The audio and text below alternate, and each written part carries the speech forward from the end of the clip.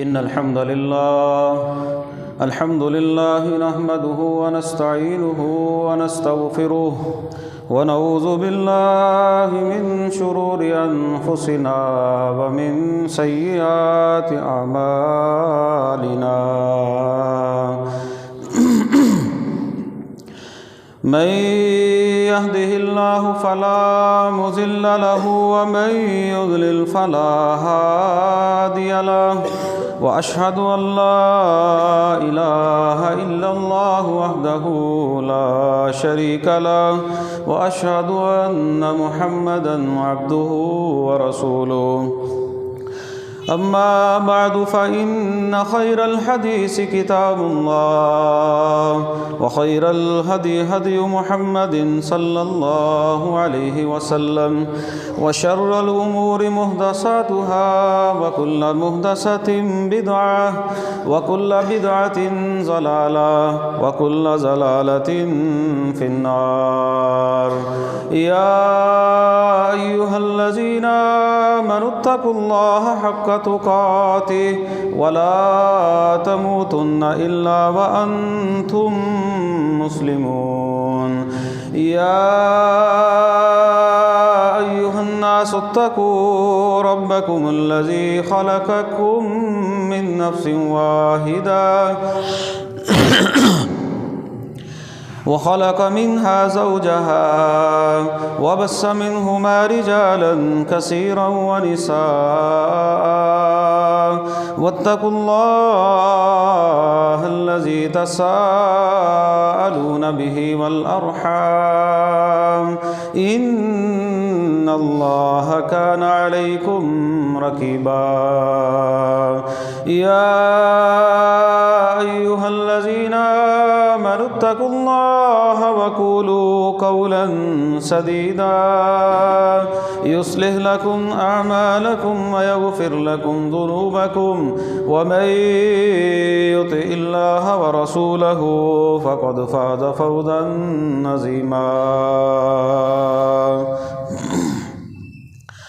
رب اشرح لي صدري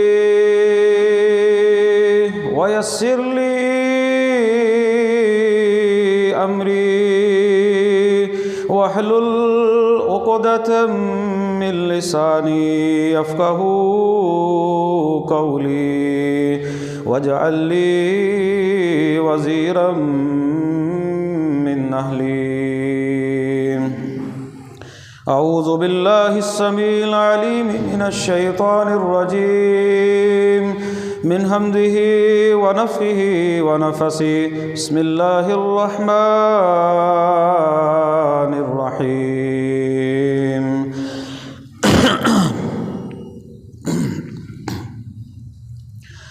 للرجال نصيب مما ترك الوالدان والأقربون وللنساء نصيب مما ترك الوالدان والأقربون مما قل منه أو كثر نصيبا مفروضا۔ ہر قسم کی حمد و ثنا، بڑائی، کبریائی، یکتائی، بادشاہی، شہنشاہی اللہ رب العالمین کی ذات کے لیے خاص ہے، جو علی کل شیء قدیر ہے، فعال لما یرید ہے، ہر چیز پر وہ قادر ہے، جو وہ چاہتا ہے وہ کرتا ہے۔ درود و سلام امام الانبیاء خاتم النبیین رحمۃ للعالمین جناب محمد رسول اللہ صلی اللہ علیہ وسلم کی ذات گرامی پر خاص۔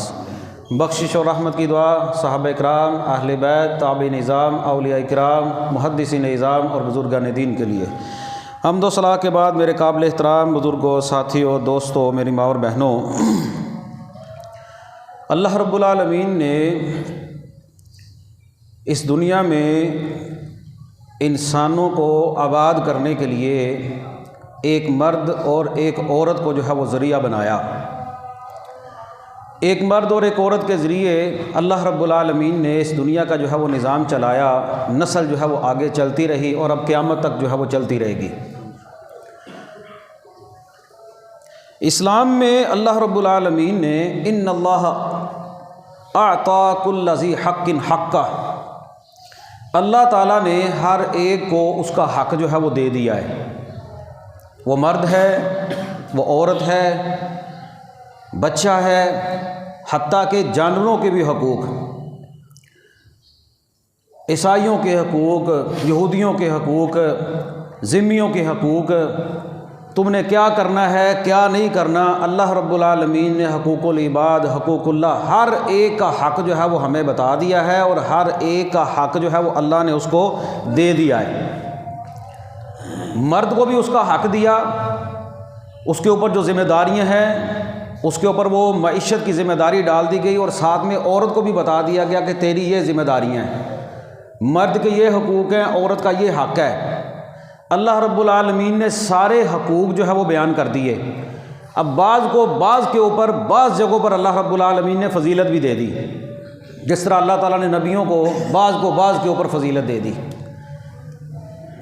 ایک وقت کے اندر کسی ایک کو دوسرے کے اوپر فضیلت مل جائے تو دوسرے کی حقارت نہیں ہوتی، یہ فضیلت ہے صرف۔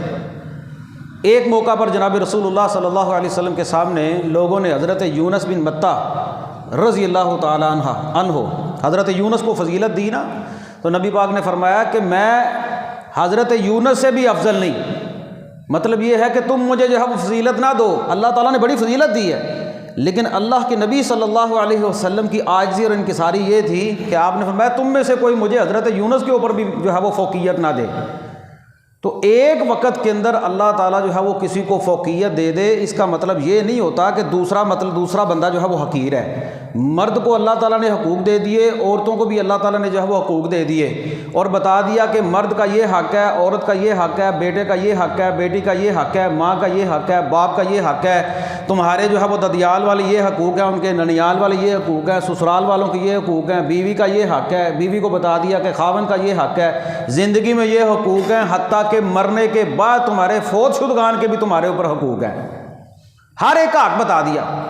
جب باری آئی نا خواتین کی، جناب رسول اللہ صلی اللہ علیہ وسلم کی حدیث ہے، آپ فرماتے ہیں الدنیا کلھا متاع، لوگو دنیا ساری کی ساری فائدے کا سامان ہے، دنیا ساری کی ساری فائدے کا سامان ہے، تم اس سے فائدہ حاصل کرتے ہو، قیامت تک کے لیے دنیا سے لوگ فائدہ حاصل کرتے رہیں گے، لیکن اللہ کے نبی فرماتے ہیں وَخَيْرُ مَتَاعِ الدُّنْيَا، دنیا کا بہترین متاع، دنیا کا بہترین فائدہ المرأۃ الصالحہ، نیک عورت، نیک خاتون، نیک بیوی ہے۔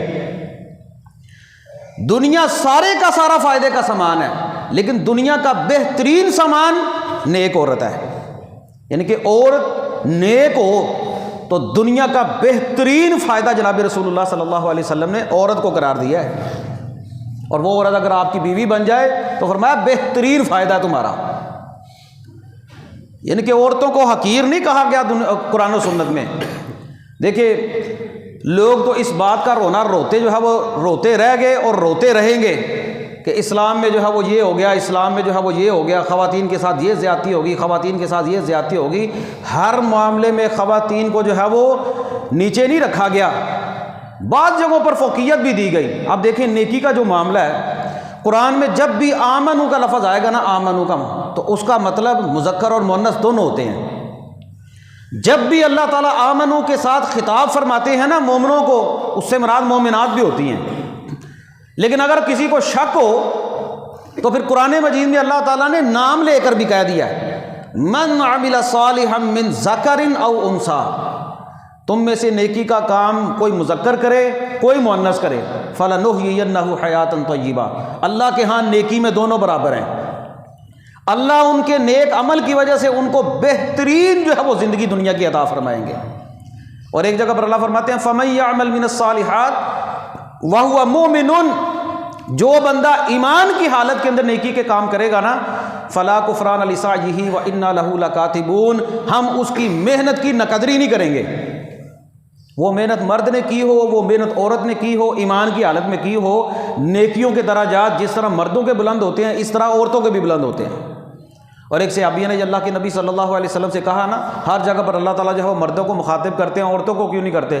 سورہ احزاب میں اللہ تعالیٰ نے نام لے کر کہا، ان المسلمین والمسلمات والمؤمنین والمؤمنات والقانتین والقانتات والصادقین والصادقات والصابرین والصابرات والخاشعین والخاشعات والمتصدقین والمتصدقات والصائمین والصائمات، نام لے لے کر کہا، مسلمان مرد، مسلمان عورتیں، مومن مرد، مومنہ عورتیں، روزہ رکھنے والے مرد، روزہ رکھنے والی عورتیں، اللہ سے ڈرنے والے مرد، اللہ سے ڈرنے والی عورتیں، نام لے لے کر اللہ تعالیٰ نے کہا کہ جو بھی اللہ تعالیٰ کے ہاں نیکی کرے گا، وہ چاہے مرد ہے چاہے عورت ہے، اللہ تعالیٰ جو ہے اس کے لیے اللہ نے عظیم مغفرت رکھی ہوئی ہے، اس کو اللہ تعالیٰ بہت بڑا جو ہے وہ اجر بھی عطا فرمائیں گے۔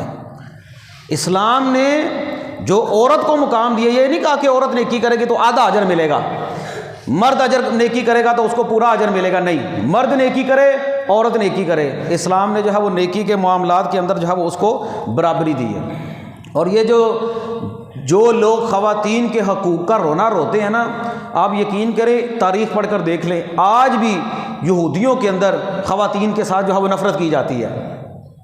یہودیوں کے بارے میں آپ قرآن کی تفسیر پڑھ کر دیکھ لیں، آپ ان کی جو ہے وہ کتابیں پڑھ کر دیکھ لیں، جب خواتین مخصوص ایام میں ہوتی نا تو یہ لوگ جو ہے وہ نہ تو ان کے ہاتھ کا پکا ہوا کھانا کھاتے، نہ ہی ان کو کسی چیز کو ہاتھ لگانے دیتے، بلکہ ان کو کسی گھر کے پچھلے کمرے کے اندر جو ہے وہ بند کر دیتے، اس کو منحوس اور نحوست زدہ جو ہے وہ سمجھتے۔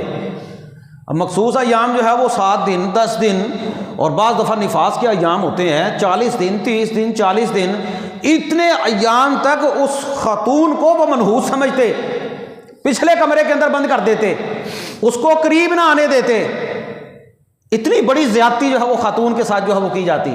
یہ جو لوگ خواتین کے حقوق کا رونا رو رہے ہیں، اور عیسائیوں کے ہاں خواتین کے دور رہنا عبادت ہے، عیسائیوں کے ہاں رہبانیت ہے، اور رہبانیت کہتے اس چیز کو ہے کہ بندہ جو ہے وہ شادی نہ کرے، الگ تھلگ ہو کر جنگلوں کے اندر چلا جائے، وہاں پر جا کر جو ہے وہ اپنے جو ہے وہ اللہ کو راضی کرنے کی جو ہے وہ کوشش کرے، اس کو کہتے ہیں رہبانیت، دنیا سے ٹوٹ جانا۔ جبکہ دین کیا کہتا ہے کہ تم رہبانیت اختیار نہ کرو۔ ان صحابہ کو نبی پاک نے جو ہے وہ منع کر دیا تھا، جس صحابی نے کہا تھا میں ساری زندگی شادی نہیں کروں گا، میں اللہ کو راضی کرتا رہوں گا، اگر میں بیوی بچوں میں مصروف ہو گیا تو ہو سکتا ہے میری عبادت میں کمی آ جائے۔ نبی پاک نے فرمایا فمن راغب عن سنتی فلیس منی، میں محمد نے شادی بھی کی ہے صلی اللہ علیہ وسلم، اور جو بندہ میری سنت سے منہ پھیرے گا وہ میرے طریقے پر ہی نہیں۔ اور عیسائیوں کے ہاں آپ وراثت کا معاملہ دیکھیں نا تو وہ یہودی تھے، عیسائی تھے، کوشش ان کی یہ ہوتی تھی کہ اس عورت کی شادی باہر نہیں کرنی، اپنے خاندان قبیلے میں کرو، اس سے باہر نہیں کرنی۔ کیوں؟ کیونکہ اس کی وراثت گھوم پھر کر جو ہے وہ واپس ہمارے اندر ہی آ جائے گی، ہمارے اندر ہی آ جائے گی۔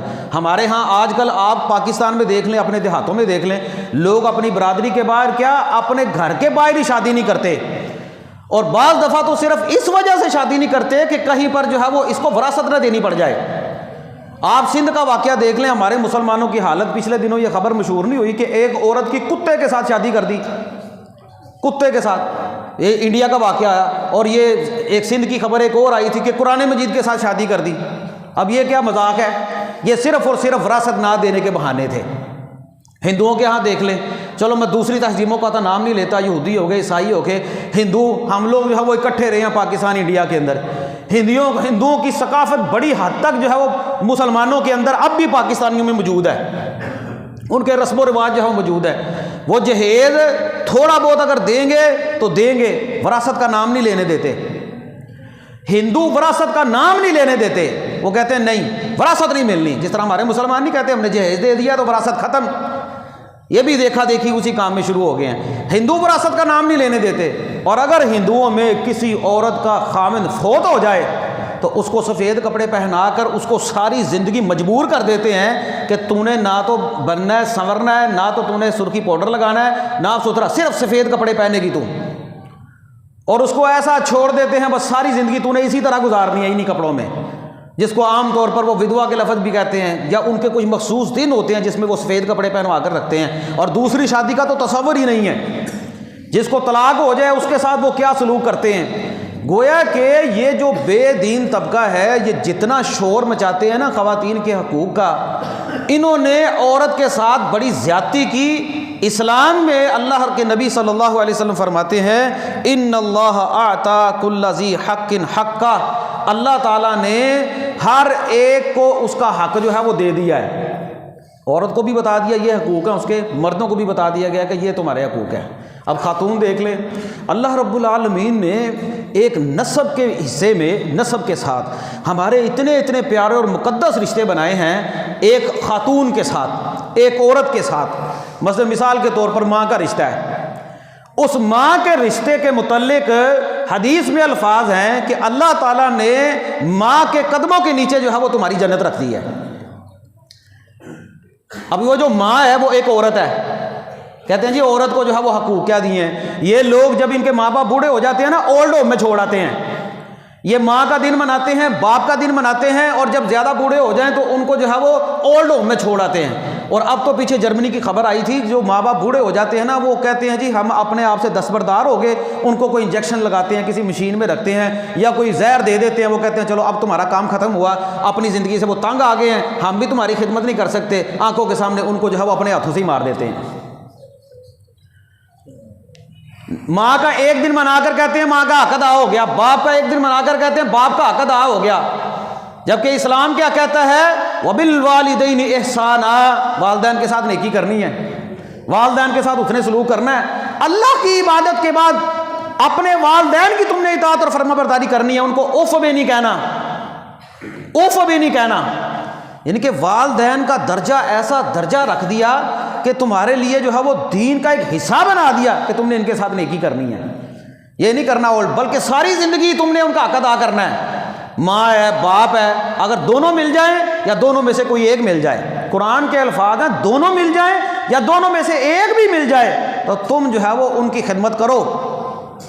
اور حضرت جبرائیل نے کہا تھا نا، وہ بندہ ہلاک ہو گیا، وہ بندہ برباد ہو گیا جس کی زندگی میں اس کے بوڑھے ماں باپ تھے، اس نے ان کی خدمت کر کے اللہ کی جنت نہیں کمائی، اللہ سے گناہ نہیں معاف کروائے۔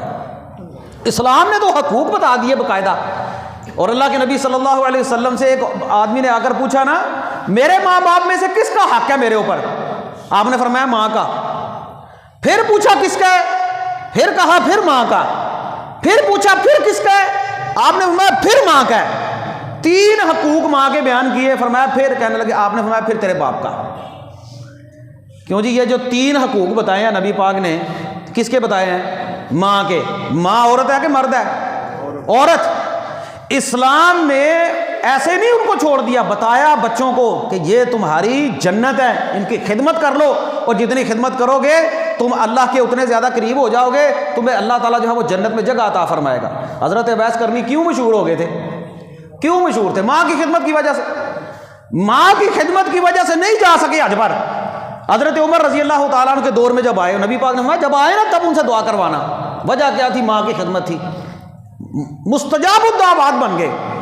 اور معراج کے موقع پر جناب رسول اللہ صلی اللہ علیہ وسلم نے ایک بندے کے قرآن پڑھنے کی آواز سنی۔ سبحان اللہ، اللہ ہمارا اوڑھنا بچھونا قرآن کے ساتھ بنا دے، ہماری بھی عقیدت اور محبت قرآن کے ساتھ ہو جائے۔ نبی پاک نے قرآن پڑھنے کی آواز سنی۔ آپ نے حضرت بلال کی وہ حدیث بڑی مشہور سنی ہوگی کہ آگے آگے قدموں کے چلنے کی آواز تھی، وہ تو 2 نفل پڑھتے تھے نا۔ معراج میں نبی پاک صلی اللہ علیہ وسلم نے ایک بندے کے قرآن پڑھنے کی آواز سنی۔ فرمایا یہ کون ہے؟ کہا یا رسول اللہ یہ آپ کے صحابی نعمان بن حارثہ ہیں، اللہ رب العالمین نے ان کو یہ مقام اس لیے عطا کیا، یہ ماں کے بڑے فرما بردار تھے، ماں کے بڑے فرما بردار تھے۔ ان کی ماں کے ساتھ نیکی کرنا یہ نہیں کہ ان کو چھوڑ دیا ہے، ایک عورت کے ساتھ جو اس درجے میں ہے کہ جب وہ تمہاری ماں بن جائے، بوڑھی ہو جائے، تو پھر تو اور زیادہ نیکی کرنی ہے۔ یعنی کہ اور پھر دیکھیں شریعت نے جو رشتے ماں کے ساتھ جڑ گئے نا، ان کا دیکھیں کتنا احترام رکھا ہے، ان کا احترام دیکھیں۔ ماں کی ماں، نانی، ماں کی بہن، خالہ، یہ رشتے تو ہمیں ویسے بھی بڑے عزیز ہوتے ہیں گھروں میں، کیونکہ ہمارے ہاں بر صغیر پاک و ہند میں نا خواتین کا زیادہ جو ہے وہ رجحان جو ہے وہ اپنے رشتوں کی طرف ہوتا ہے۔ ان رشتوں کا تو ہمیں ویسے بھی پتہ ہے۔ اب دیکھیں ماں کی جو بہن ہوتی ہے نا، خالہ، اب خالہ کے بارے میں جناب رسول اللہ کے الفاظ ہیں، الخالۃ بمنزلۃ الام، خالہ جو ہے وہ ماں کے درجے میں ہوتی ہے، خالہ ماں کے درجے میں ہوتی ہے۔ اور ایک فیصلہ بھی ہوا تھا، ایک بچی کے بارے میں جب فیصلہ آیا نا تو نبی پاک نے فرمایا یہ خالہ کے حوالے کرو، کیونکہ خالہ جو ہے وہ ماں کے درجے میں ہے، ماں فوت ہو گئی تھی۔ تو بات یہ ہو رہی ہے کہ اللہ تعالیٰ نے اسلام میں دیکھے عورت کو کتنے حقوق دیے ہیں کہ اگر یہ رشتہ ماں کا رشتہ ہو تو اتنا مقدس رشتہ جو ہے وہ بن جاتا ہے۔ پھر اگر اسی عورت کا رشتہ بیوی کی صورت میں آ جائے تو نبی پاک صلی اللہ علیہ وسلم فرماتے ہیں خیرکم خیرکم لأہلہ وانا خیر لأہلی، لوگوں تم میں سے بہتر وہ ہے جو اپنی بیوی کے لیے بہتر ہے، اور میں محمد جو ہے وہ اپنی بیویوں کے لیے بہترین ہوں صلی اللہ علیہ وسلم۔ ہمارے ہاں تو لوگ کہتے ہیں نا بیوی کی خدمت کرنا، بیوی کو عزت دینا، بیوی کو مقام دینا، اس کو سمجھتے ہیں کہ یہ کوئی توہین والا کام ہے، یہ رن مرید ہے، یہ تھلے لگا ہے۔ بڑے عجیب و غریب جملے جو ہے وہ ہمارے ہاں بولے جاتے ہیں، لیکن اسلام نے ماں کو ماں کا حق دیا ہے، بیوی کو بیوی کا حق دیا ہے۔ باقاعدہ یہ خیرکم کے الفاظ اس جگہ پر موجود ہیں۔ اللہ کے نبی فرماتے ہیں خیرکم من تعلم القرآن وعلمہ، تم میں سے بہتر وہ ہے جو قرآن سیکھتا ہے، قرآن سکھاتا ہے، قرآن پڑھتا ہے، قرآن پڑھاتا ہے۔ یہی الفاظ اس حدیث میں موجود ہے، خیرکم خیرکم لأہلہ وانا خیر لأہلی، تم میں سے بہترین وہ ہے جو اپنی بیوی کے لیے بہتر ہے، اور میں محمد اپنی بیوی کے لیے بہترین ہوں۔ ایک بیوی نہیں، ایک وقت کے اندر 9 بیویاں تھیں صلی اللہ علیہ وسلم، یعنی کہ تلقین کی، ترغیب دلائی کہ بیویوں کے بھی تمہارے اوپر حقوق ہے۔ اب یقین کریں ایسا مقدس رشتہ ہوتا ہے، ایسا پیار والا رشتہ اللہ تعالیٰ نے رکھا ہے۔ یہ بوائے فرینڈ گرل فرینڈ والا رشتہ نہیں، یہ ڈرامے بازی نہیں جو یورپ کے اندر جو ہے وہ پاکستان کے اندر بھی آ گئی ہے۔ اب تو ٹرانسجینڈر کے لیے خصوصی جو ہے ان لوگوں نے جو ہے وہ بجٹ رکھا ہوا ہے نا، یہ بدماشی ہے، یہ تو نسب کو برباد کرنے کے مترادف ہے۔ اسلام نے اتنا مقدس رشتہ، نکاح کا رشتہ رکھا ہے، جس کو تم بیوی بنا کر لاتے ہو، اس بیوی کے ساتھ بندہ جو ہے وہ ہر طرح کی گفتگو کر لیتا ہے، ہر طرح کی بات کر لیتا ہے۔ جو بات بندہ اپنی ماں کے ساتھ نہیں نہ کر سکتا، اپنے باپ کے ساتھ نہیں کر سکتا، اپنی بہن کے ساتھ نہیں کر سکتا، اپنی بیٹی کے ساتھ نہیں کر سکتا، وہ گفتگو، وہ بات بندہ اپنی بیوی کے ساتھ کر سکتا ہے۔ قرآن نے میاں بیوی کو ایک دوسرے کا لباس اسی وجہ سے کہا ہے، وہ ایک دوسرے کے رازدان ہوتے ہیں۔ ہن لباس لکم وانتم لباس لہن، تم بیویوں کے لباس ہو، بیویاں تمہاری لباس ہیں۔ لباس کا مطلب کیا ہوتا ہے؟ لباس انسان کے جسم کے ساتھ لگا ہوتا ہے، لباس کے نیچے انسان کا بدن ہوتا ہے، ننگا ہوتا ہے انسان۔ جس طرح لباس اٹھ جائے انسان ننگا ہو جاتا ہے نا، میاں بیوی اگر ایک دوسرے کے راز کھول دیں تو انسان ننگا ہو جاتا ہے۔ اسی لیے خلوت کے جو معاملات ہیں ان کے بارے میں شریعت نے کہا ہے کہ وہ بڑا کبیرہ گناہ انسان کرتا ہے جو اپنی بیوی کے پاس جاتا ہے اور اپنے راز کی باتیں جو ہے وہ دوسروں کو بتاتا ہے، اور وہ عورت جو اپنے راز کی باتیں جو ہے وہ مردوں کو، وہ اپنی سہیلیوں کو بتاتی ہے، عورتوں کو بتاتی ہے جو اپنے خاوند کے ساتھ خلوت کے معاملات ہیں۔ اب تو ہمارے ہاں مذاق یہ ہوتا ہے نا، شادی میں چلے جائیں نا، ولیمے والے دن نوجوان لڑکوں کے ساتھ مذاق ہی کر رہے ہوتے ہیں رات کس طرح گزری ہے، اور وہ بڑے شوق کے ساتھ اور بڑی شوخیاں مارتے ہوئے، حیا کے سارے پیمانوں کو چھوڑتے ہوئے وہ ساری حیاسود گفتگو جو ہے وہ چل رہی ہوتی ہے۔ اسی طرح خواتین میں کر رہی ہوتی ہیں۔ ہن لباس لکم وانتم لباس لہن، تم بیویوں کا لباس ہو، بیویاں تمہارا لباس ہیں۔ اور بیوی کے ساتھ بندہ جو ہے وہ ہر طرح کی گفتگو، ہر طرح کے معاملات، ہر طرح، اور یاد رکھیں دنیا میں اللہ تعالیٰ نے بڑے بڑے رشتے بنائے ہیں، بڑے بڑے رشتے، جتنے بھی رشتے دنیا میں بنے ہیں نا، ہمارے پیدا ہونے کے بعد خود بخود بنے ہیں۔ ہم پیدا ہوئے نا دنیا میں ایک ماں اور ایک باپ کے ذریعے، جب دنیا میں آئے تو رشتے خود بخود بن گئے سارے کے سارے۔ مثلا ماں کی طرف سے جو رشتے بنے وہ ننیالی، یہ نانا ہے، یہ نانی ہے، یہ ماموں ہے، یہ خالہ ہے، یہ ماں کی طرف سے رشتے بن گئے۔ جو باپ کی طرف سے رشتے بن گئے، یہ دادا ہے، یہ دادی ہے، یہ تایا ہے، یہ چچا ہے، یہ پھپھی ہے، یہ ماں کی طرف سے اور باپ کی طرف سے رشتے بن گئے۔ اگر بہن ہے تو پتہ چل جاتی یہ میری بہن ہے۔ یعنی کہ جتنے بھی رشتے ہیں یہ دنیا میں خود بخود بنے ہیں۔ ایک بیوی کا رشتہ ایسا ہوتا ہے جس کو انسان دنیا میں آ کر خود بناتا ہے۔ دیکھ لیں آپ، شادی بعد میں ہوتی ہے، رشتہ بعد میں قائم ہوتا ہے، اور دنیا کا پہلا رشتہ جو دنیا میں قائم ہوا وہ میاں بیوی کا رشتہ تھا۔ حضرت آدم علیہ السلام کو پیدا کرنے کے بعد اللہ نے حضرت آدم کی ماں کو نہیں پیدا کیا، باپ کو نہیں پیدا کیا، بیٹے بیٹی کو پیدا نہیں کیا، بلکہ حضرت آدم سے اماں حوا کو پیدا کیا اور فرمایا یہ آپ کی بیوی ہے، یہ آپ کی بیوی ہے۔ دنیا کا پہلا مقدس رشتہ میاں بیوی کا رشتہ ہے۔ ماں کا مقام اپنی جگہ پر ہے۔ گویا کہ اسلام نے جب عورت کو بیوی بنایا تو بیوی بنا کر اس کو ایک عزت دی، اس کو مقام دیا۔ یہ بڑے گرے ہوئے لوگ ہوتے ہیں جو لوگ کہتے ہیں کہ عورت تو پاؤں کا جوتا ہوتی ہے، جب مرضی اتار دو، جب مرضی پہن لو۔ یہ تو گری ہوئی سوچ ہے، یہ تو یورپ کی سوچ ہے۔ وہ تو ٹشو پیپر کی طرح عورت کو استعمال کرتے ہیں، مطلب استعمال کیا، باہر نکال دیا۔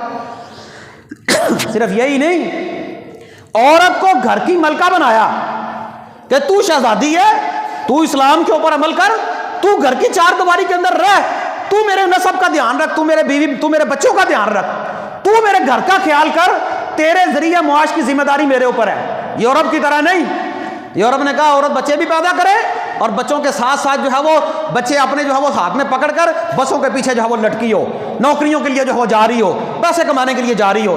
اسلام نے یہ نہیں کیا، اسلام نے کہا یہ عورت، اس نے تیرے لیے اپنی خدمت پرووائڈ کی ہے، تیرے ذریعے، اس کے ذریعے تو نے اپنی نسب کو، اپنی نسل کو چلایا ہے، اس نے اپنی خدمت جو ہے وہ تجھے فراہم کی ہے، اب تو اس کا بھی خیال رکھ۔ جو خود کھاتا ہے اس کو بھی کھلا، جو خود پہنتا ہے اس کو بھی پہنا، اس کے بھی حقوق کا خیال رکھ، اور باقاعدہ اس کے رشتہ داروں کے حقوق بھی بتا دیے، اور یہ کہا کہ تو گھر میں رہ، تیری خرچ کی ذمہ داری، تیرے نان نفقے کی ذمہ داری اب اس خاوند کے ذمہ ہے، تو ملکہ بن کر گھر بیٹھی رہ۔ وہ ایک الگ بات ہے، ہماری ہے وہ سوچ آج آزاد ہو گئی ہے، عورتیں کہتی ہیں ہمیں بھی آزادی دو، ہم بھی کام کرنے کے لیے جائیں۔ نہیں، اسلام نے عزت دی، مقام دیا کہ تو شہزادی بن کر گھر پہ بیٹھ، تیرا ذریعہ معاش، تیرے کپڑوں کی، تیرے کھانے کی، تیرے رہن سہن کی ذمہ داری، تیری رہائش کی ذمہ داری اس خامد کے ذمہ ہے۔ وہ صبح سے لے کر شام تک کام کرتا ہے، کام کر کے آ کے حلال لا کر اپنے بیوی بچوں کو جو ہے وہ کھلاتا ہے۔ کتنا مقام ہے عورت کا صرف ایک بیوی کے رشتے میں۔ اچھا ایمانداری سے بتائیں، ایک فیکٹری ہوتی ہے یا ایک جو ہے وہ بہت بڑا جو ہے وہ دفتر ہے، ایک 5 7 10 منزلہ جو ہے وہ دفتر ہے، 10 منزلہ دفتر، 10 منزلہ بلڈنگ کے اندر اوپر، سب سے اوپر والی بلڈنگ کے اوپر ایک چھوٹا سا کمرہ ہوتا ہے جس کو سی او کا کمرہ کہہ لیں، پرنسپل کا کمرہ کہہ لیں، ہیڈ کا کمرہ کہہ لیں، یا کسی کالج میں آپ کہہ لیں۔ ساری فیکٹری کام کر رہی ہے، وہ ایک چھوٹے سے کمرے میں بیٹھ کر جو ہے وہ آرڈر کر رہا ہے، تم یہ کرو، تم یہ کرو، تم یہ کرو، تم یہ کرو۔ وہ گھر میں بیٹھ کر یا ایک چھوٹے سے کمرے میں بیٹھ کر اپنا جو ہے وہ نظام چلا رہا ہے ساری فیکٹری کا۔ وہ چھوٹے سے کمرے میں بیٹھا ہوا بندہ وہ افضل ہے، وہ آرام سے سکون سے بیٹھا ہوا ہے، جو نیچے فیکٹری میں گرمی میں کام کر رہے ہیں، سردی میں کام کر رہے ہیں، وہ افضل ہیں، وہ دفتر والا بہتر ہے۔ اسلام نے کہا ہے کہ تو گھر میں رہ، تیری فضیلت یہ ہے کہ تو گھر پہ رہ، تو صرف آرڈر کر، تو صرف آرڈر کر، تو شہزادی ہے، تو گھر پہ رہ، تیرا مرد، تیرا خاوند، تیرا بیٹا، تیرا باپ، تیرا بھائی وہ کام کر کے لائے گا اور تجھے لا کر جو ہے وہ کھلائے گا۔ آج پتہ نہیں کیوں عورتوں کو باہر نکلنے کی جلدی پڑی ہے، پتہ نہیں کیوں یہ حقوق کا نام لے کر جو ہے وہ اسلام نے جو حق دے دیا ہے، وہ اور کیا چاہیے کہ بیٹھ کر کھاتے رہے۔ ہمیں کو بندہ کہتے تسی صرف بیٹھے رہو تے بہ کے کھاؤ، جو آپ کی ضرورت ہے وہ ہم آپ کی ضرورت پوری کریں گے، آپ کو کام کرنے کی ضرورت نہیں۔ جب باپ کو اس کے بیٹے کہہ دیتے ہیں نا ابا جان ساری زندگی کام کیا، اب آپ بیٹھ کر صرف کپڑے پہنے، کھائیں پیئیں، آپ کی ساری ذمہ داری ہمارے ذمہ ہے، آپ نے صرف ہمیں بتانا ہے۔ تو جی وہ باپ خوش نصیب ہے کہ نہیں؟ وہ کہتا ہے چلو یار میرا پتر کام کر دے، مینوں کی لوڑ ہے۔ تو جب ایک اسلام کہہ رہا تیرا خاوند کام کر کے لے کر آئے گا تو تجھے کیا ضرورت ہے باہر نکل کر کام کرنے کی، نوکری کی؟ یہ آزادی کے جو جھانسے ہیں نا، یہ یورپ نے صرف اور گوشت کو حاصل کرنے کے لیے کیے ہیں۔ اوروں کو صرف مقصد گوشت کے ساتھ ہے اور کسی چیز کے ساتھ ان کو مقصد نہیں۔ آزادی دلاؤ، ان کو باہر نکال دو۔ تو گویا کہ ماں کا رشتہ ہو، بیوی کا رشتہ ہو، بڑے مقدس رشتے، اور اگر یہی رشتہ جو ہے وہ بیوی کے نام پر آ جائے، بیٹی کے نام پر آ جائے۔ اب دیکھیں شریعت اسلامیہ میں یہ اتنا مقدس رشتہ ہے، اللہ کے نبی فرماتے ہیں من ابتلیا ہؤلاء البنات کن لہ سترا من النار، جو بندہ جس کو اللہ تعالیٰ نے بیٹیاں دی، پھر ان بیٹیوں کی وجہ سے اس بندے کی آزمائش ہوگی، آزمایا گیا، اور وہ اس آزمائش کے اندر، بس آزمائش کیا ہے؟ اب آپ بھی جانتے ہیں کہ گھر کے اندر بیٹی ہو تو کس طرح اس کا خیال رکھنا پڑتا ہے، کس طرح اس کی تربیت کرنی پڑتی ہے، کس طرح اس کو پڑھانا پڑتا ہے، کس طرح اس کی ڈیوٹیاں دینی پڑتی ہیں، چھوڑ کر آ رہا ہے، لے کر آ رہا ہے، پھر کس طرح اس کی شادی کا انتظام کیا جاتا ہے۔ 20 سال 25 سال ایک بیٹی کو پال کر جوان کر کے اور جو ہے وہ اس کو پڑھا لکھا کر ادب سکھا کر، اور پھر ہمارے ہاں تو لاکھوں کا جہیز بنایا جاتا ہے۔ یہ آزمائش ہی ہے اور کیا ہے؟ پھر لاکھوں کی برات آتی ہے، پھر ساری زندگی سسرال والوں کو سنبھالنا پڑ، یہ آزمائش ہے۔ تم میں سے کوئی بندہ جس کو اللہ نے بیٹیاں دی، پھر ان بیٹیوں کی وجہ سے اس کی آزمائش کی گئی، کن لہ سترا من النار، کل قیامت کا دن ہوگا، اللہ تعالیٰ ان بیٹیوں کو اس کے لیے جہنم سے آزادی کا سبب بنا دیں گے۔ بیٹیوں کے لیے آزمائش ہوگی، اور ایک حدیث میں آتا ہے اللہ کے نبی فرماتے ہیں من اعلی جاریتین، جس بندے نے 2 بیٹیوں کی پرورش کی، ان کو پڑھایا لکھایا ادب سکھایا، کل قیامت کا دن ہوگا انا کہاتین، وہ بندہ میں محمد کے ساتھ اس طرح ہوگا جس طرح یہ 2 انگلیاں ہیں۔ یعنی کہ جو بندہ چاہتا ہے اس کو محمد رسول اللہ کا ساتھ ملے، وہ 2 بیٹیوں کی خدمت کر جائے، صرف 2 بیٹیوں کی، اس طرح ہوں گے۔ آپ نے سنا اس طرح، جس طرح یہ 2 انگلیاں ساتھ ہیں نا، اس طرح میں اور بیٹی کی خدمت کرنے والا ساتھ ہوں گے۔ کتنی فضیلت دے دی، حقیر نہیں جانا بیٹیوں کو، حقیر نہیں جانا۔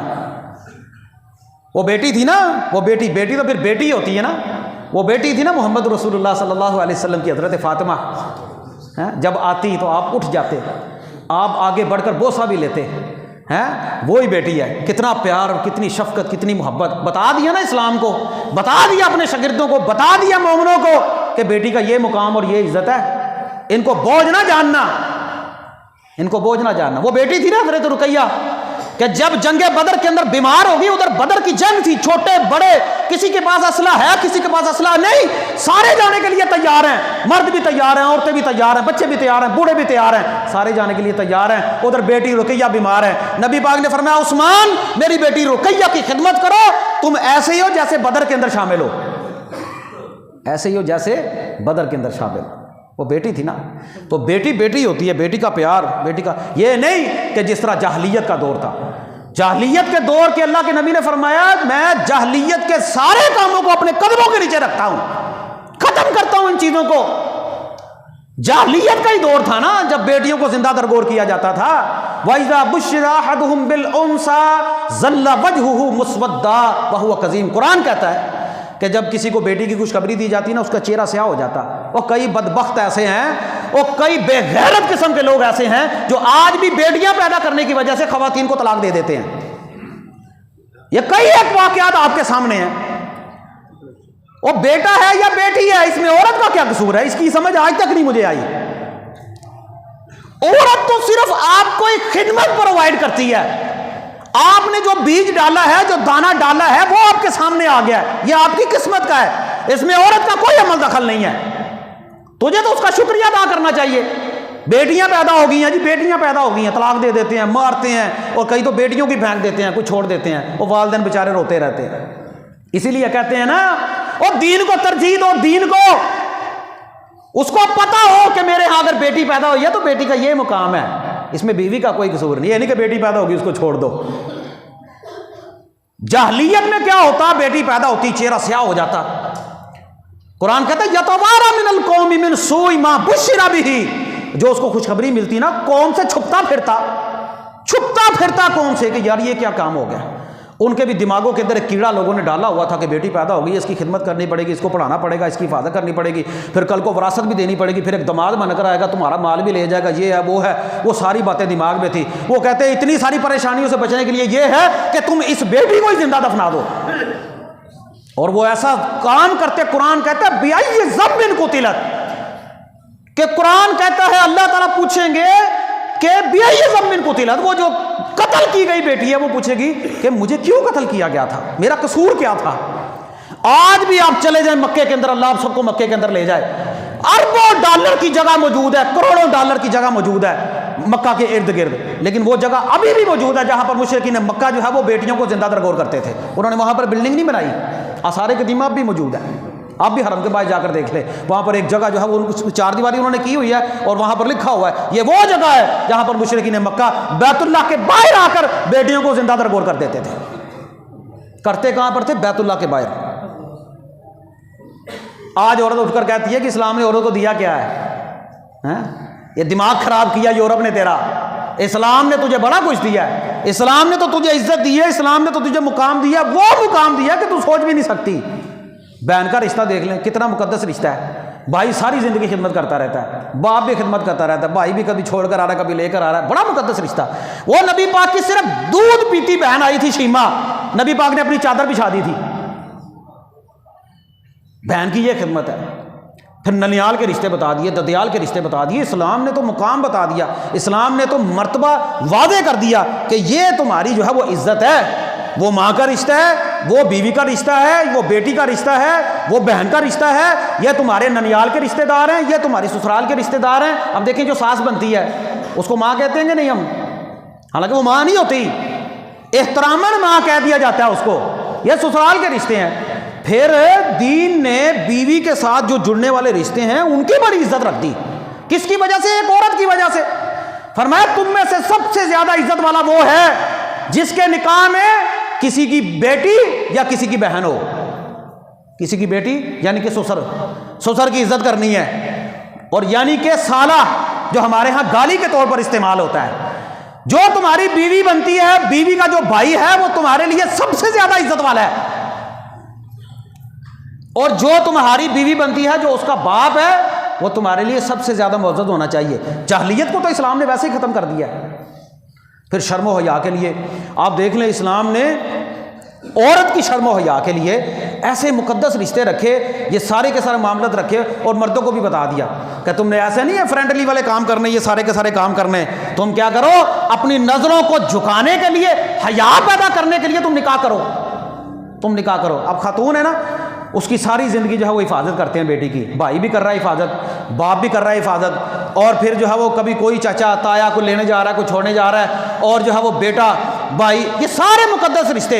اور جب اس کو رخصت کرنے کی باری آئی نا، اس کو بڑے باعزت کے ساتھ، اس کو ایسے نہیں لاوارث چھوڑ دیا، بے شتر اور بے مہار چھوڑ دیا کہ جا تو اپنے دوست بناتی رہے، تو اپنے فرینڈ بناتی رہے، تو آزاد، پھر خود ہی جا کر جو ہے وہ اپنا دوست بنا لے، کسی کو فرینڈ بنا لے، اور بھاگ کر جو ہے وہ نکاح کر لینا۔ اسلام کہتا ہے ولی کے بعد تیرا نکاح نہیں ہوتا، ولی کے بغیر نکاح نہیں ہوتا۔ یہ مولوی، یہ جتنے لوگ یہ عدالتوں میں نکاح پڑھاتے ہیں، یہ بے غیرت قسم کے لوگ ہیں، یہ عزتوں پر حملہ کرنے والے، یہ ڈاکو ہیں، یہ مفتی عبد القوی جیسے لوگ ہیں، جو دین کا حلیہ ان لوگوں نے بگاڑ کر جو ہے وہ رکھ دیا ہے۔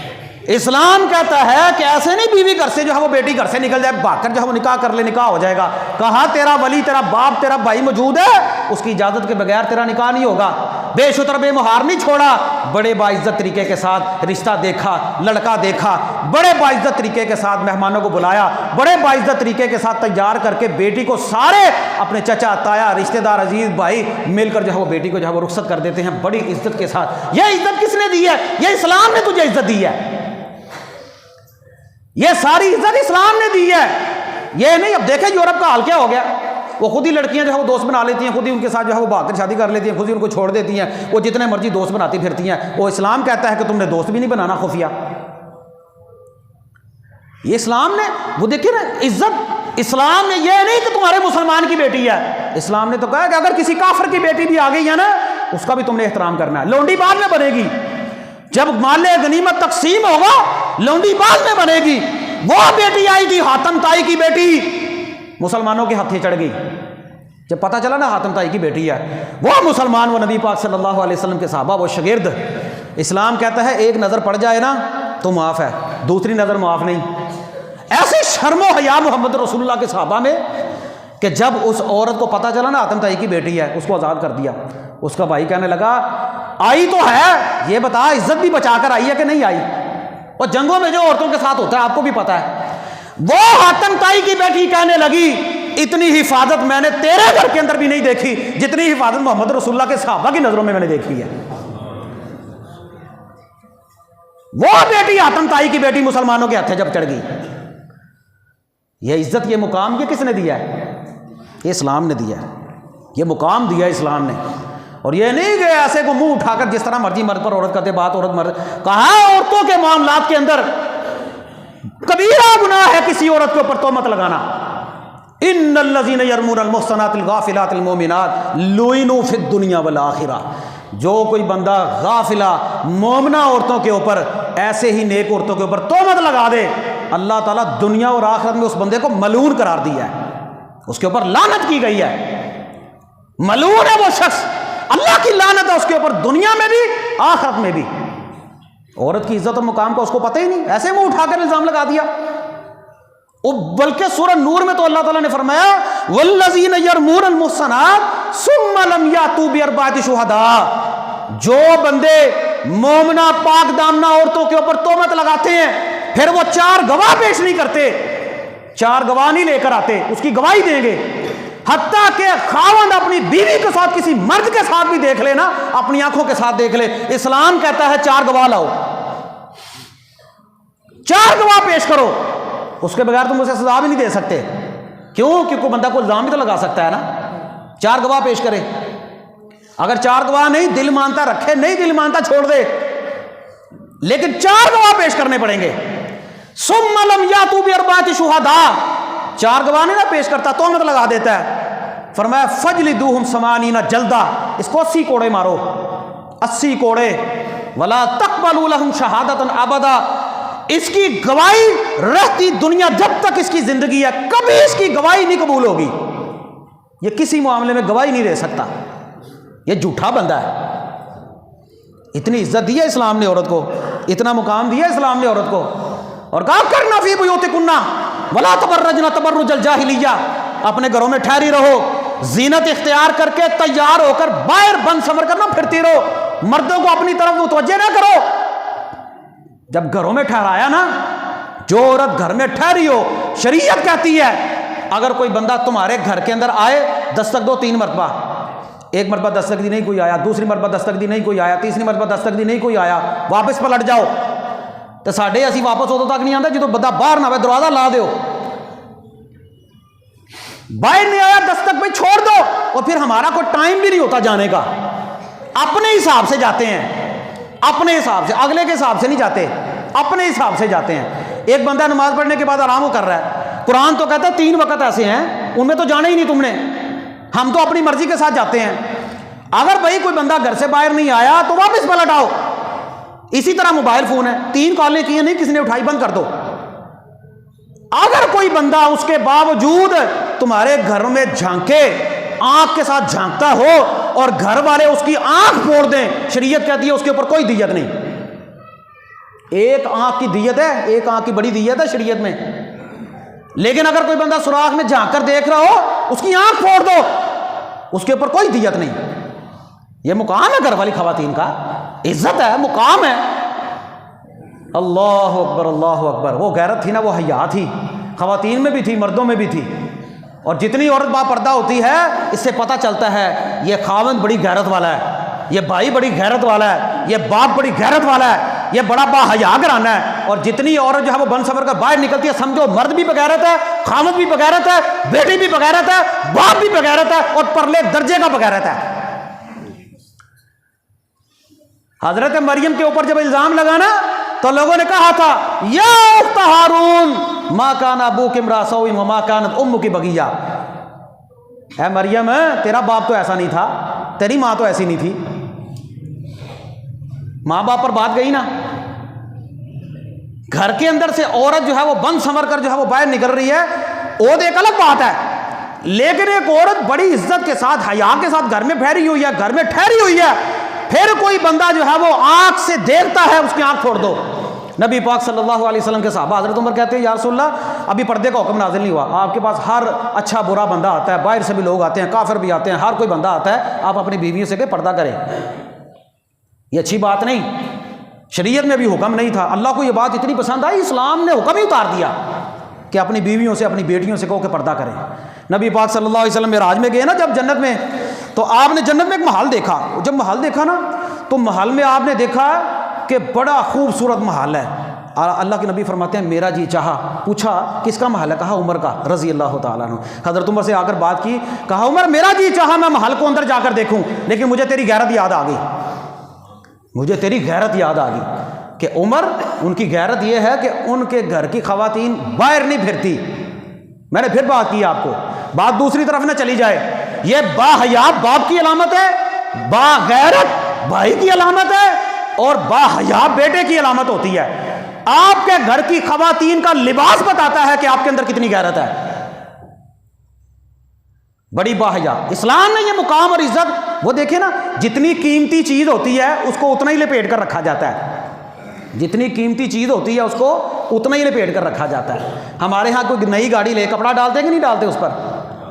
وہ ساڈے نال تے چنگا گوشت والا ہے، وہ خالی ننگا گوشت ہوتا نا، تو کپڑا لپیٹ دیندے ہو کہ کیونکہ مکھیاں نہ بہن، کیا کرتے ہیں؟ مکھیاں نہ بیٹھنے۔ اور ہمارے ہاں یہ گوشت کا ٹکڑا نہیں، خواتین کو تیار کر کے بن سنور کے سرخی پاؤڈر لگوا کر بنی اسرائیل کی گائے کی طرح تسر الناظرین دیکھنے والے کو خوش کرتی پھرتی ہیں، خوش کرتی پھرتی ہیں، انڈے جیسی اینک لگاتی ہیں اور بہترین خوبصورت قسم کا لباس پہن کر جو ہے وہ اوپر خوشبو لگا کر وہ چوٹا کس کے اوپر جو ہے وہ ایسے لٹکا کر بڑا بہترین وہ پیچھے بٹھا کر فرنٹ گاڑی پر بٹھا کر لے کر جا رہا ہے، یہ غیرت مند ہے۔ جتنی قیمتی چیز ہوتی ہے اتنا بندہ اس کو لپیٹ کر رکھتا ہے۔ گاڑی کو لپیٹ لیا تو نے، تیری بیٹی تیری بہن تیری بیوی تیرے لیے قیمتی نہیں، قیمتی نہیں۔ وہ ایک الگ بات ہے، خواتین بھی کہتی ہیں سانو گرمی لگتی ہے، سانو گرمی، تجھے جہنم کی گرمی نہیں لگتی؟ اسلام نے تجھے عزت دی، تجھے مقام دیا، باپردہ طریقے سے باہر نکلنا تو نکل، ضرورت کے تحت۔ تو گویا کہ خیر بات یہ ہو رہی تھی کہ اسلام نے جو عزت دی، جو مقام دیا خواتین کو، اس جیسا مقام کسی مذہب میں نہیں ہے۔ اب دیکھیں اعتراض کیا ہوتا ہے، اعتراض یہ ہے جی عورت کی گواہی عادی کیوں ہے؟ اب میں تھوڑے سے آپ کو اعتراضات بتا دوں۔ اعتراض کیا ہے، عورت کی گواہی عادی کیوں ہے؟ اسلام نے ہر معاملے میں عورت کی گواہی عادی نہیں رکھی، یہ سمجھ لیں مسئلہ۔ یہ خناس ہے جو لوگوں کے دماغوں کا خناس ہے، جو لوگوں کے دماغوں کے اندر شبہات پیدا کرتے ہیں تاکہ لوگ اسلام سے جو ہے وہ عاری ہو جائیں۔ بہت سارا جو ہے وہ پیسہ این جی او جس کام کے اوپر خرچ کرتی ہیں، پبلسٹی کی جاتی ہے، ہمارا میڈیا بتاتا ہے کہ خواتین کے ساتھ بڑی زیادتی ہو رہی ہے، بڑی زیادتی ہو رہی ہے۔ یہ پیچھے ایک آسمہ جہانگیر وکیل تھی، اس نے تو بڑا شور ڈالا ہوا تھا، وہ کہتی تھی میں تو قرآن کے اس حکم کو مانتی ہی نہیں کہ عورت کی گواہی عادی ہے۔ مر گئی ہے، نہ مان، تیرے نام ماننے سے کیا ہوتا ہے؟ اسلام نے کہا صرف تجارتی معاملات، مالی معاملات، ان میں عورت کی گواہی عادی ہے، باقی معاملات میں بعض جگہوں پر عورت کی گواہی زیادہ معتبر ہوتی ہے۔ بعض جگہیں ایسی ہوتی ہیں جہاں پر عورت کی گواہی زیادہ معتبر ہوتی ہے، وہاں پر بندے کی بات بھی نہیں مانی جاتی۔ مثال کے طور پر ایک عورت کو جو ہے وہ طلاق ہو گئی ہے، وہ عورت بتائے گی اس کی عدت پوری ہوگی ہے کہ نہیں ہوئی، وہ عورت بتائے گی کہ بچے کا دودھ پورا ہو گیا کہ نہیں ہوا، وہ عورت بتاتی ہے رضاعت کے مسئلے۔ مرد کی گواہی سے زیادہ عورت کی گواہی جو ہے وہ مانی جائے گی، وہ عورت بتائے گی کہ اس کے مخصوص ایام پورے ہو گئے کہ نہیں، وہ عورت بتائے گی نا حیض و نفاس کے معاملات پورے ہو گئے۔ تو ہر معاملے میں عورت کی گواہی عادی نہیں ہے۔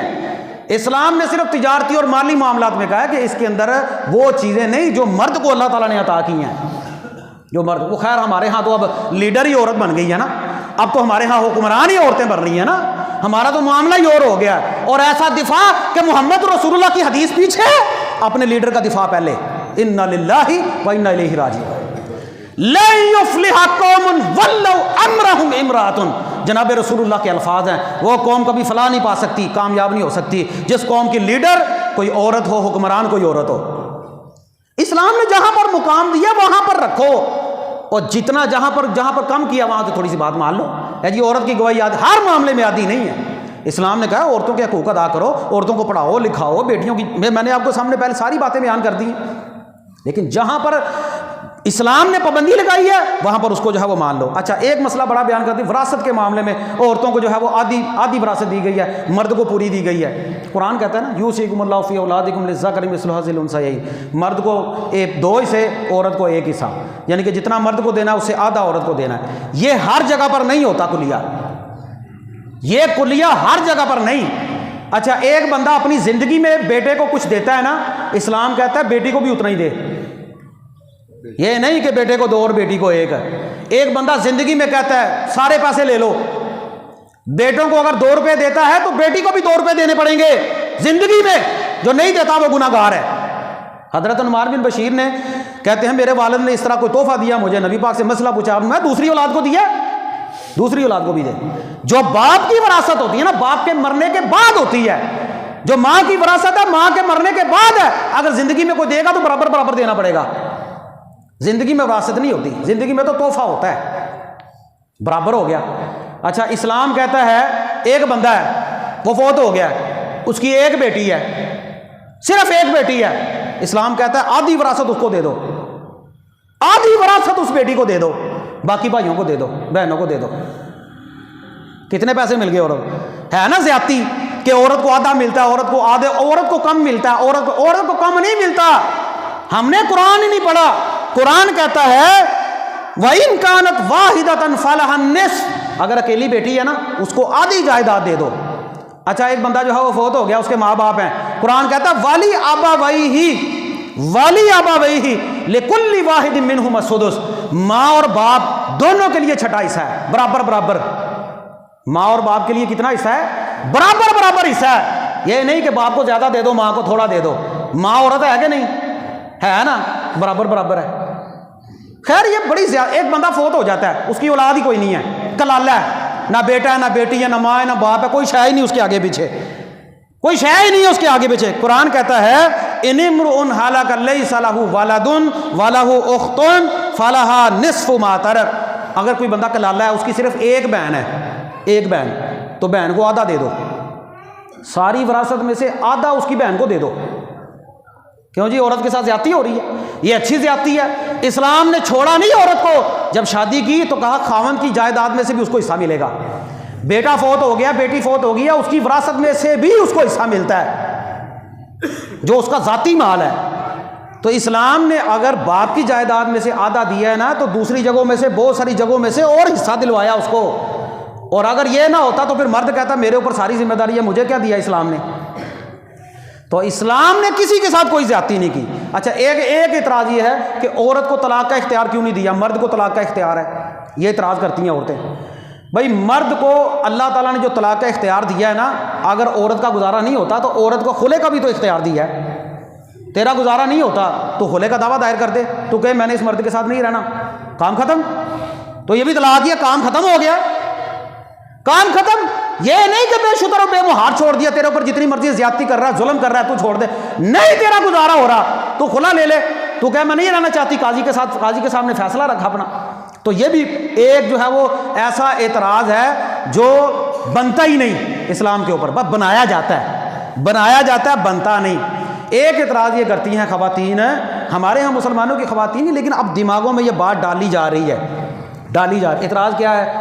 مرد 2 سے زیادہ شادیاں کرتا ہے، عورت 2 سے زیادہ شادیاں کیوں نہیں کرتی؟ یہ اعتراض ہے، یہ ایک اعتراض ہے. آپ بھی سمجھتے ہیں کہ مرد شادیاں زیادہ کیوں کرتا ہے؟ اسلام نے مرد کو شادیاں زیادہ کرنے کی اجازت کیوں دی ہے؟ کیوں دی ہے؟ اس کو آپ سمجھیں اس مسئلے کو. اور میں یہاں پر یہ بات آ گئی ہے، میں واضح کر دوں، خواتین میری اس بات کو نوٹ کر لیں، ریکارڈ ہو رہی ہے میری یہ بات. جو خاتون اسلام کے اس حکم کو نہیں مانتی کہ مرد 1 سے زیادہ شادیاں کر سکتا ہے، اگر وہ عورت کہتی ہے میں اسلام کے اس حکم کو نہیں مانتی کہ ایک مرد 2 شادیاں نہیں کر سکتا، وہ اسلام سے خارج ہے. تو نے اسلام کے ایک حکم کا انکار کیا ہے. اگر کوئی عورت یہ کہتی ہے کہ میرا خاوند 1 سے زیادہ شادی کرے تو میں نہیں کرنے دیتی، ایک الگ بات ہے. لیکن اگر وہ کہتی ہے کہ میں اسلام کے اس حکم کو ہی نہیں مانتی تو وہ اسلام سے خارج ہے، اس نے قرآن کا انکار کیا ہے. اور مرد شادیاں اس لیے کرتا ہے، پہلے وقت میں بھی بڑی جنگیں ہوتی تھی، اب بھی دیکھ لیں عراق کے اندر، ایران کے اندر، لیبیا کے اندر کتنے مرد فوت ہو گئے ہیں، کتنے مرد شہید ہو جاتے ہیں، پیچھے خواتین رہ جاتی ہیں، بیوہ کو، بچوں والی کو، متعلقہ. وہ اتنی خواتین ہیں، اگر ان کے ساتھ نکاح نہیں کرو گے تو وہ کس طرح اچھی زندگی گزاریں گی؟ یہ تو ہمارا معاشرہ ہے نا، عورت ہی عورت کی جو ہے وہ حق مار رہی ہوتی ہے. اگر کسی عورت کی بہن کا بندہ فوت ہو جائے نا تو پھر کہتی ہے بڑی زیادتی ہے. ویکھو جی لوکی نکاح نہیں کرتے طلاق یافتہ نال، جہاں بندہ فوت ہو جائے وہ کوئی نکاح نہیں کرتا ہے. اگر کسی کو کہو نا کہ یار میں شادی کروں تو عورت کہتی نا تو نے نہیں کرنی. تو یہ زیادتی ہے. اگر کوئی بندہ دوسری شادی کرنا چاہتا ہے، اسلام نے اس کو اجازت دی ہے، بیوہ کے ساتھ کرے، متعلقہ کے ساتھ کرے. اگر معاشرے کے اندر بیوہ اور متعلقہ عورتوں کے ساتھ شادی کی جائے تو ان کا کوئی نہ کوئی سہارا بن جائے. اچھا دوسری بات، طبی لحاظ سے بھی آپ سمجھتے ہیں، بڑے سمجھدار ہیں. ایک بندہ گائے اور دودھ کا، گائے کا دودھ اور بھینس کا دودھ مکس کر دے، اس کو علیحدہ علیحدہ کر سکتے ہیں آپ؟ ہاں جی، علیحدہ علیحدہ کر سکتے ہیں؟ نہیں نہ کر سکتے، بس اشارہ ہی کافی ہے. ایک عورت اگر ایک وقت کے اندر زیادہ شادیاں کرے گی نا تو نسب مکس ہو جائے گا، اس نسب کا کوئی نہیں پتہ چلنا. ہاں اگر زیادہ شادیاں کرنی ہیں پہلے کو چھوڑ دے، بعد میں جا کر جو ہے وہ دیکھے گی. ایک وقت کے اندر ایک ہی خاوند ہے، ایک وقت کے اندر. تو اسلام نے یہ حقوق ایک عورت کو دیے ہیں. پھر کہہ دی زیادہ بچے پیدا کرنا، ہم سے نہیں پیدا ہوتے بچے.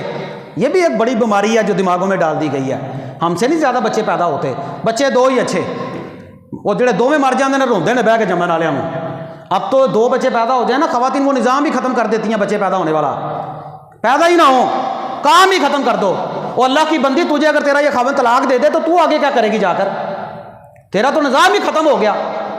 اور پھر اگر تیرا ایک بیٹا، صرف ایک بیٹا، اس کے ساتھ تیرا نسب چلنا ہے، وہ ایک فوت ہو جائے تو کیا کرو گے؟ اور اگر ہمارے ہاں پاکستان کے اندر 5-5 10-10 بچے ہیں، ہمارے ماں باپ نے یہ سوچا ہوتا نا تو ہم آج یہاں پر نہ ہوتے۔ وہ اگلے دن ذاکر نائک صاحب سے کسی نے سوال کیا، دنیا کے اندر ایک بندہ کام کر رہا ہے، وہ کہنے لگے میرا 8واں نمبر ہے میرے بہن بھائیوں میں، 8واں کے 10واں نمبر انہوں نے بتایا کہ اگر میرے ماں باپ نے یہ سوچا ہوتا نا تو میں آج یہاں پر یہ کام کر رہا ہوتا، نہ میں پیدا ہوتا نہ یہ دین کا کام ہوتا۔ تو یہ اللہ کا کام ہے یہ۔ اچھا اگر بچے نہیں پیدا، تزوج الودود الولود قرآن کہتا ہے زیادہ بچے پیدا کرو، کل قیامت کے دن میں اس پر فخر کروں گا امت کے اوپر۔ اچھا پھر آگے رونا شروع کر دیتے ہیں، پھر ان کا پورا کس طرح کریں گے، ان کو کھلائیں گے کیسے، پڑھائیں گے کیسے، لکھائیں گے کیسے، یہ تیری ذمہ داری ہے۔ جتنا تیری طاقت ہے اس کی بساط کے اندر رہ کے جاؤ، کھلا پلا، اپنی خواہشات کو دیکھتے رہتے۔ خواہشات کو چھوڑو، رزق جس نے تجھے دیا وہ تیرے بچوں کو بھی دے دے گا، کھانا ملتا ہے۔ خواہشات کسی کی خواہشات تو بادشاہوں کی پوری نہیں ہوتی۔ خیر بات آگے جا رہی، تو یہ اعتراض ہے اعتراض۔